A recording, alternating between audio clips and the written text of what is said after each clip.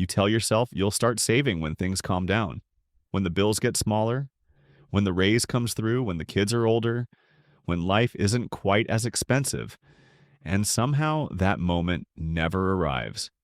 You're not lazy, you're not bad with money, you're not broken. The truth is, the reason you can't save isn't the reason you think it is, and nobody is saying it out loud. In this video, I'm going to walk you through the real reason most people can't save money in 2026, why it has almost nothing to do with discipline, why every traditional budgeting advice ignores it completely, and the simple shift you can make this week to finally start building a savings habit that actually sticks. Pay close attention to point number 3 because that's the one most personal finance experts won't tell you about. If you're new here, hit that subscribe button so you never miss the next video. Let's get into it. First, let's destroy the most common explanation. Most people say they can't save because they don't make enough money. The data doesn't agree. Federal Reserve research shows that significant numbers of high earners, even those making over $150,000 a year, still report living paycheck to paycheck. Saving isn't about how much you make. It's about how your environment and your psychology are wired to handle money. And that wiring is broken for most Americans in 2026. So, what's the real reason? Let's get into the 3 forces that are quietly making saving feel impossible. Force number 1. Your fixed costs are too high. This is the most important and the most ignored truth in personal finance. When your monthly fixed costs, rent or mortgage, car payments, insurance, subscriptions, debt minimums, eat more than 50 to 60% of your take-home income, saving is mathematically almost impossible. There's no willpower hack that fixes a structural problem.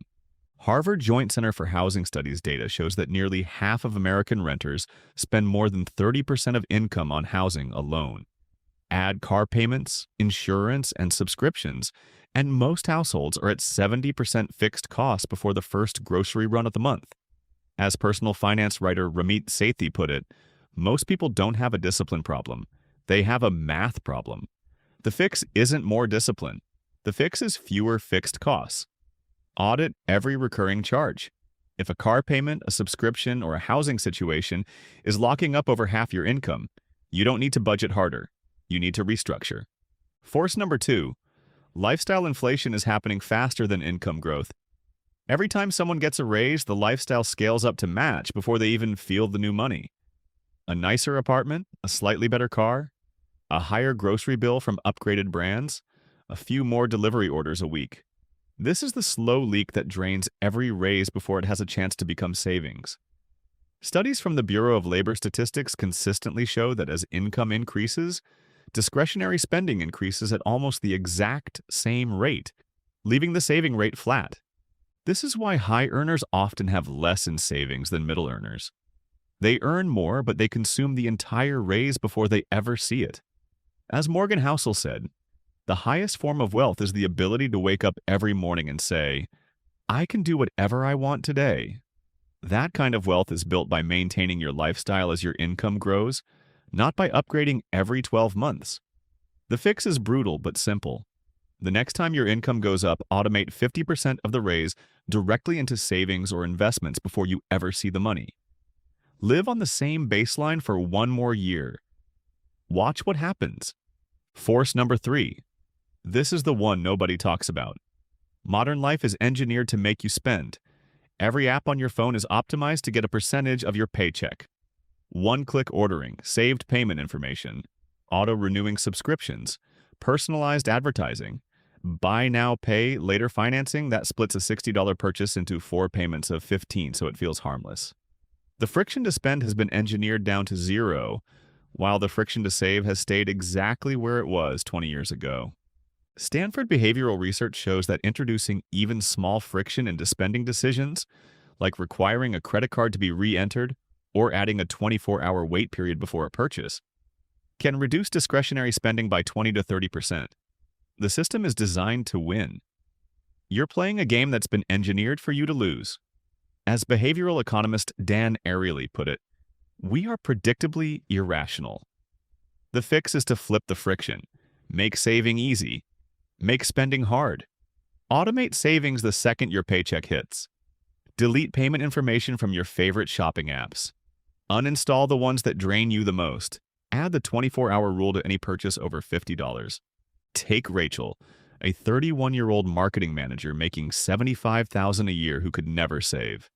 She tried every budgeting app, every spreadsheet, every tip from every guru. Nothing stuck. The week she fixed her three forces, dropped her rent by $300 by moving to a smaller place, automated 30% of every raise going forward, and deleted all her shopping app payment info, she was saving $400 a month within 60 days. Same income, different system. As long as the system was wrong, the discipline was never going to win. Now here's the part most people miss. Saving is not about subtraction, it's about design. The reason wealthy people save effortlessly isn't because they're more disciplined.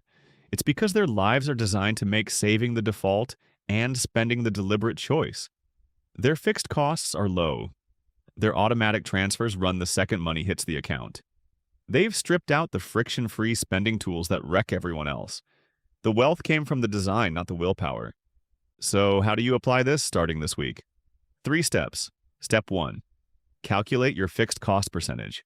If it's over 60% of your take-home, you have a structural problem and no budget will fix it. Restructure. Step 2. Pre-commit to automating 50% of every future raise. Set the rule before the raise happens. Step 3. Engineer friction into spending. Delete saved payment info. Uninstall the worst apps. Add a 24-hour wait on anything over $50. You don't need more discipline. You need a better system. The system is the discipline. So let's recap. The real reason you can't save isn't your income. It's your fixed costs being too high, your lifestyle inflating in real time, and modern apps engineered to drain you.